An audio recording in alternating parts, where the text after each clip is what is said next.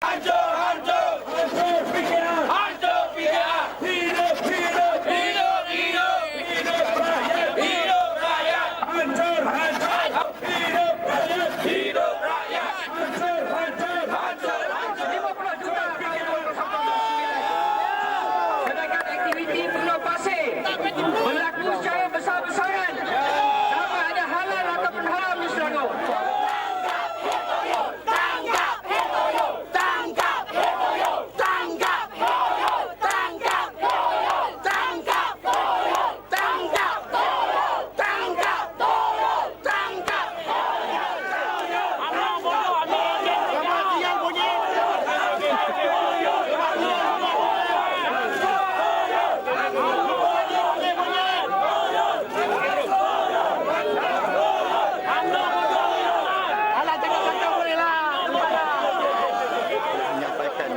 Memorandum yang kepada Menteri Besar Selangor bahawa kami rakyat Selangor membantah setiap pengeluaran pasir secara haram.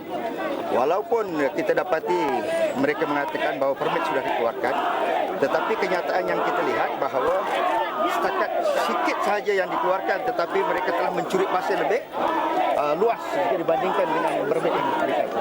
Jadi kami mengharapkan supaya kerajaan Israel terus memberhentikan segala permit yang diberi dan terus memberhentikan segala usaha pencurian pasir ini, ambil tindakan secara tegas.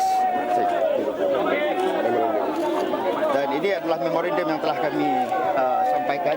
Bagaimana? Ya. Memorandum isi pasir di Selangor, isu pasir di Selangor, bahawa memandang serius kegagalan kerajaan negeri melalui kumpulan semesta sedia berhad ataupun KSSB dalam pengurusan industri pasir di negeri Selangor hari ini.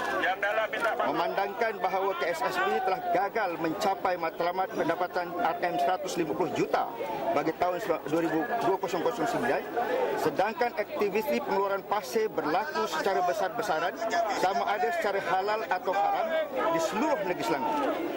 Mendapati bahawa kerajaan dan KSSB gagal membentras aktiviti pencurian pasir yang sedang bermaharajalela sekarang tanpa kawalan dan penguasaan yang berkesan.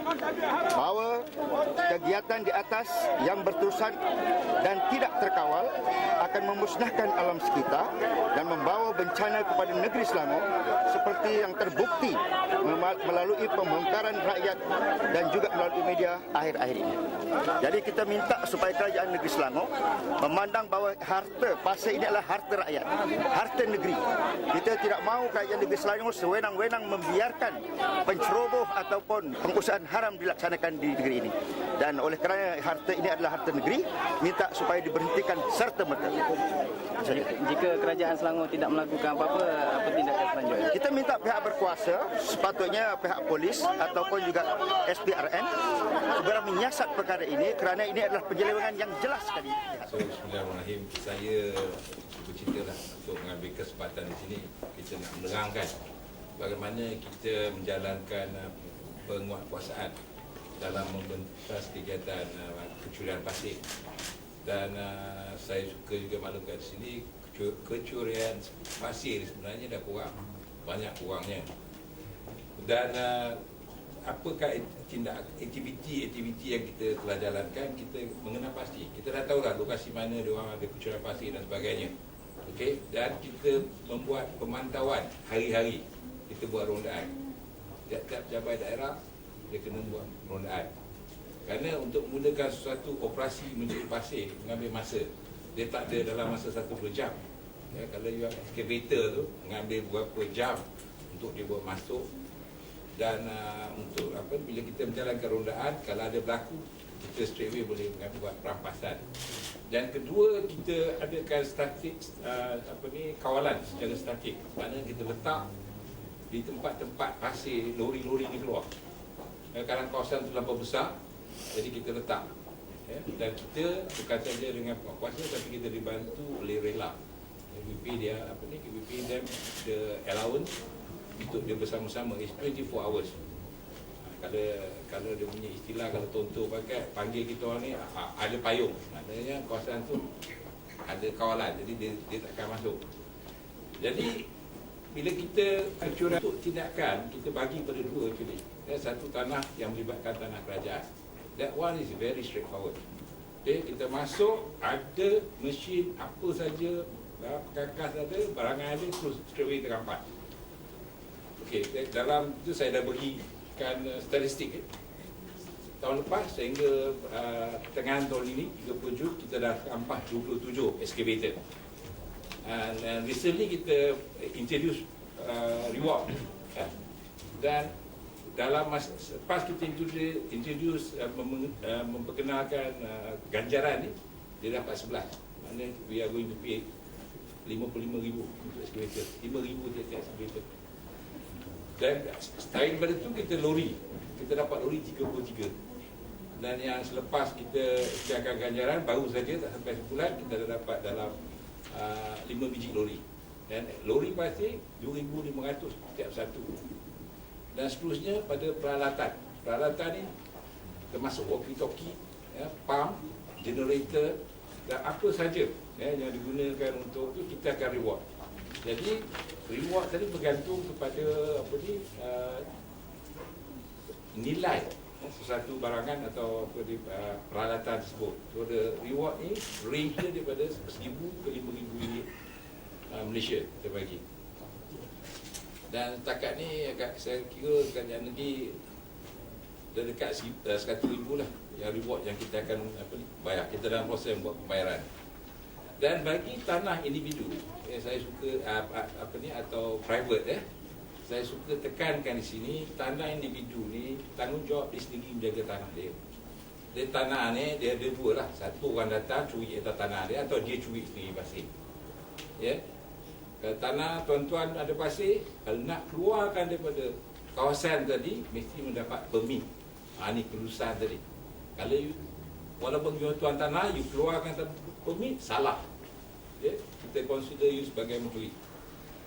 Jadi untuk tindakan bagi tanah individu atau persendirian tadi, kita tak boleh rampas barang sebab itu terletak di atas tanah individu. Kita tak boleh. Tanah kerajaan kita rampas. Jadi proses untuk tanah individu ni kita buat ada dua cara. Satu cara kita rampas tanah dia. Kerana sama ada dia gagal jaga tanah dia atau dia curi sendiri, kita akan rampas. So dalam proses ni kita mula-mula sekali kita bagi borak notis 7A. 7A ni ialah arahan untuk dia mengembalikan keadaan asal tanah tersebut. Maknanya kalau dah berlubang tu dia kena tutup balik.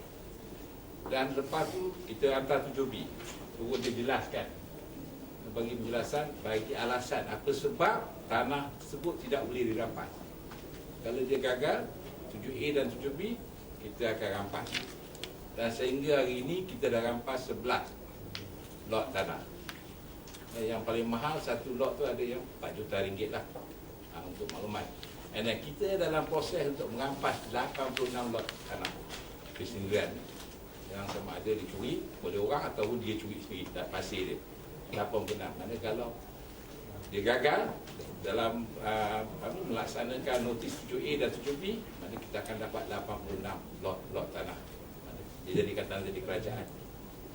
Itu dia yang keadaan sekarang lah.